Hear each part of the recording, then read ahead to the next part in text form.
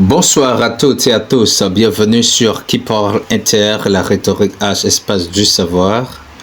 Aujourd'hui, j'ai le plaisir de vous présenter un sujet essentiel sur la conception de l'évolution, afin que chacun puisse trouver sa ligne directive dans la vie. Le but de cette émission, c'est de vous rappeler que l'homme sans l'évolution ne peut pas atteindre son apogée.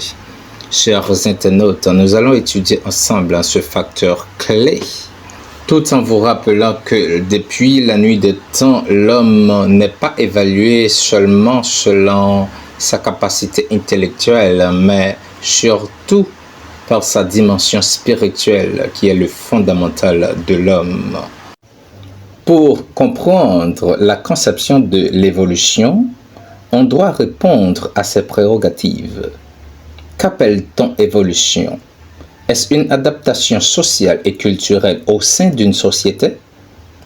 Ou est-ce une réussite financière et de reconnaissance? Quels sont les outils de l'évolution? Bref, amis internautes, la société et ses règles ont été érigées et sont maintenues par une masse d'hommes, enfants, qui cherchent à assouvir leurs besoins inavoués de pouvoir, sous quelque forme qu'ils se présentent.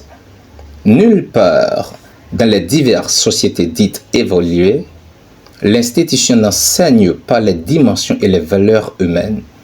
On parle de sciences humaines, suivant des schémas anachroniques qui s'inscrivent dans les règles de société.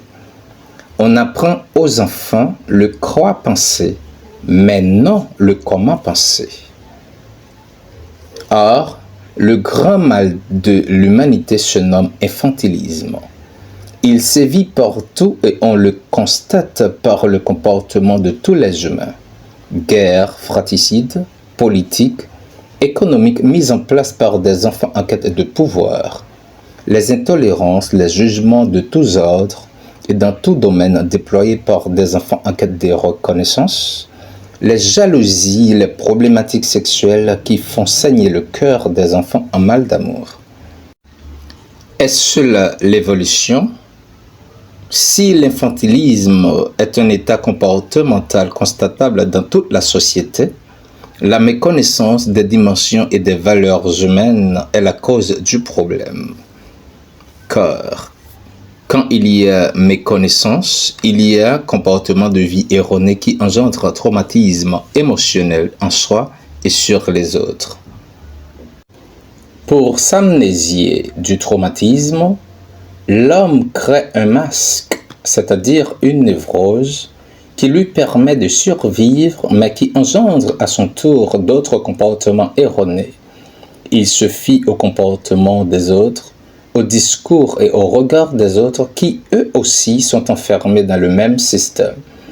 Il s'affirme pour se rassurer dans des valeurs de société qui ne remettent pas en mouvement ces valeurs profondes traumatisées. Et avec ça, il oriente, juge, gouverne, affirme, ensemençant inconsciemment son entourage de conceptions erronées, critique, assassine, etc. Sa plus belle réussite est de jouer au jeu des constructions, c'est-à-dire l'immobilier, au Lego, entre parenthèses, automobile et autres matériels, au Monopoly, système bancaire, ou d'avoir le pouvoir politique, ce qui réfère à dire avoir des idées pour les autres, justice, confronter la loi du père, entre parenthèses, police, dominée par contrainte, médical, assister les autres, ce qui est différent de la santé, qui est un pouvoir personnel, religieux, imposer aux autres une morale différente à la spiritualité. Mais, dans tout ça, l'individu néglige de s'interroger sur lui-même, de se voir tel qu'il est. Est-ce que moi, je suis moi? C'est la question qu'il faut se poser. Est-ce que je vis ma véritable nature ou est-ce que ma névrose qui m'oriente vers un type de comportement, vers des goûts et des désirs hors de ma nature? Est-ce que je m'affirme dans mon masculin si je suis garçon ou dans mon féminin si je suis fille? D'abord, qu'est-ce qu'un masculin et qu'est-ce qu'un féminin? Pourquoi ai-je dans mon cœur ce besoin d'affirmation, ce besoin de paraître? Et pourquoi ces jalousies, ces colères, ces méfiances, ces jugements qui me rongent? Et cette sexualité que je vis dans l'ombre, en ayant peur du regard des autres, et cette violence qui est levée au fond de moi. Chers amis, évoluer c'est grandir, c'est quitter l'enfance définitivement, muter de la chenille en papillon, de la graine en plante, tout en abandonnant toute problématique infantile. Mais pour mieux comprendre cela, on doit recourir aux outils d'évolution, car le blocage du mouvement évolutif naturel à l'humain s'instaure entre l'instant de la conception et l'âge de 4 ans.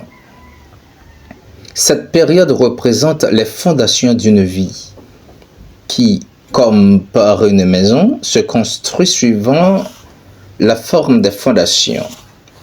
Ces fondations sont avant tout émotionnelles. L'embryon, le fœtus, le bébé, puis l'enfant se développe en suivant le milieu familial.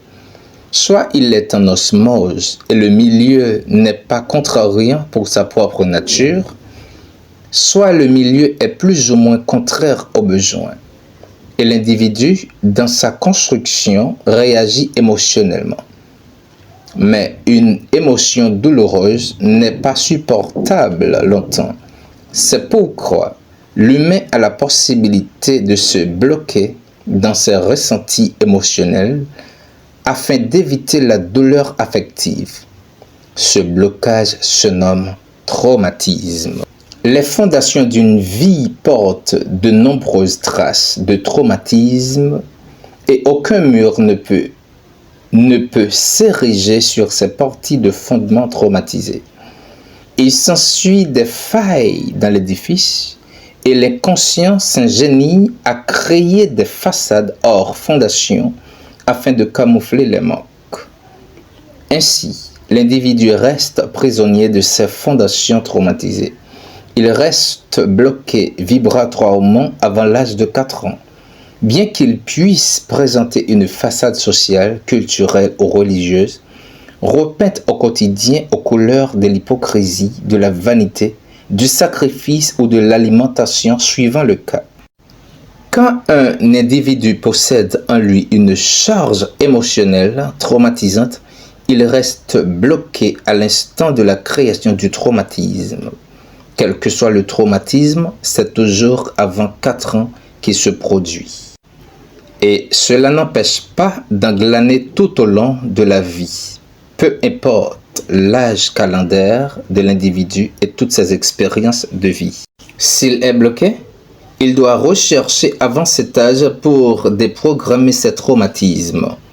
Il doit quitter l'enfance, c'est-à-dire, il doit faire mourir l'enfant en lui. Comme une graine meurt pour devenir plante et comme une chenille meurt pour devenir papillon. À cela, il existe 3 moyens, 3 outils pour développer son chemin personnel d'évolution. Ces outils œuvrent afin d'ouvrir la conscience de l'homme. Ce sont la conscience par l'enseignement, la conscience par l'initiation et la conscience par la thérapie. Car nul ne peut ouvrir la porte de sa propre évolution sans la clé que l'autre possède.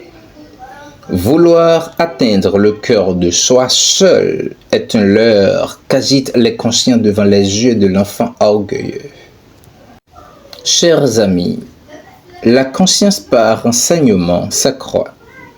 L'enseignement, s'il est expérimental, s'il est vécu et non théorique, permet de gravir les échelons de la conscience jusqu'au jour où l'individu est prêt à vivre une mutation par les autres outils. L'enseignement est également nécessaire et d'autant plus profitable après la mutation. Maintenant, la conscience par initiation. C'est quoi? L'initiation propose une prise de conscience émotionnelle par une confrontation symbolique dans un cadre spécifique de vécu. L'initiation sert à placer un point de référence émotionnel avant que la situation réelle ne se présente dans la vie. Par exemple, une initiation à la mort ne veut pas dire que l'on meurt physiquement, mais archétypalement, symboliquement, l'initié prend conscience de l'état de mort afin de supprimer ses peurs face à lui. De ce fait, toute initiation accélère le processus conscientiel de l'évolution, surtout si elle est vécue après la mutation. Et pour en finir, la conscience par thérapie s'accroît. Une thérapie doit être rapide et efficace.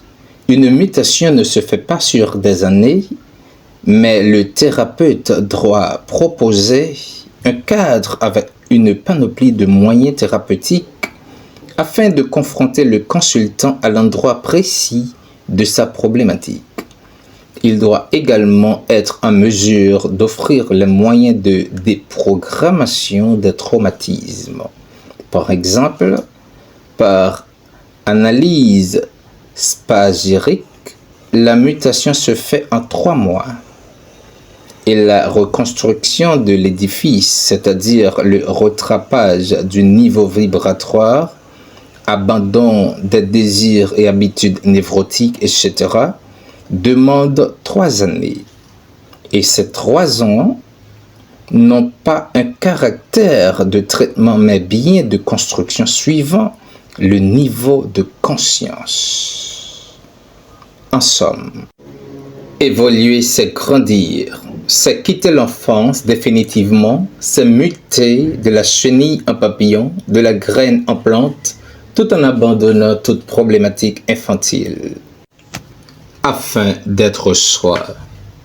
Amis internautes, chacun doit trouver sa ligne directive de l'évolution personnelle. C'est ainsi que le monde sera meilleur. Un monde sans guerre, sans violence, sans injustice et sans préjugés. Keepall Inter, la rhétorique H, espace du savoir. Partagez puis commentez. Merci à vous tous. À la prochaine épisode. C'était bien H Killer.